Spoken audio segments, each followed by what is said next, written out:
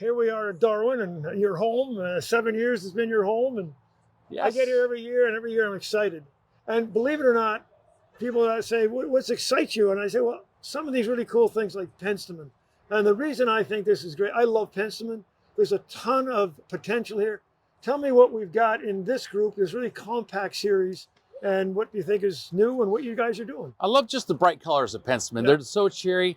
The rock candies here are the most compact and the earliest blooming of our Penstemon. And Penstemon are a fantastic hummingbird plant.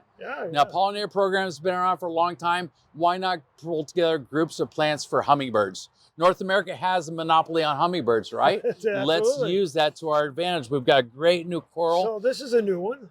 And the thing about new, and that's all cool, but Penstemon does attract hummingbirds and many other pollinators.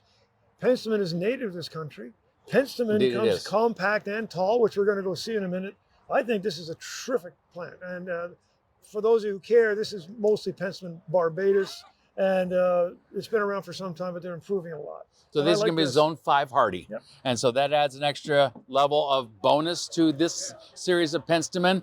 As we move from compact and early, we can move to more medium size and a little bit later than the rock candies with the mountain treats. This is kind of cool. You know, again, medium.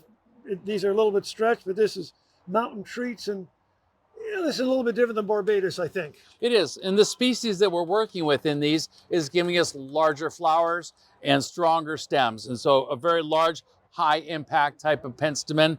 Since we're working with these different species, we lose a little bit of hardiness. We're in zone 6 now, but these are tremendous as a cut flower as well. And there's a lot of interest using perennials as cut flowers. Tell me about it.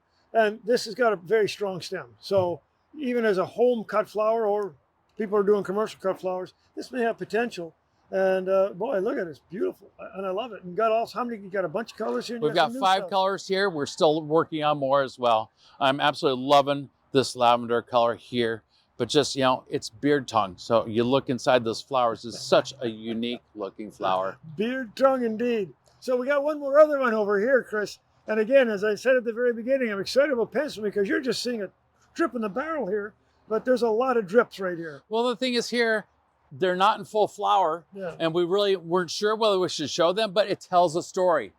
Early, mid-season, and now late season Penstemon. These are going to be more June into July flowering, and we're back to barbatus blood here, so we're more hardy, and we're looking at 2.5 to 3 foot tall on the summit suites. And you got compact, bigger, and bigger. And bigger yet. So again, super strong stems. That's going to stand up in the landscape as they get up to that height. And we're not going to have any problems with those windstorms, with those storms in the summertime. Wow, this is great stuff. And from Darwin, they're always working on their perennial program. Chris Fifo, thank you so much. You're welcome, Alan. And as always, good work.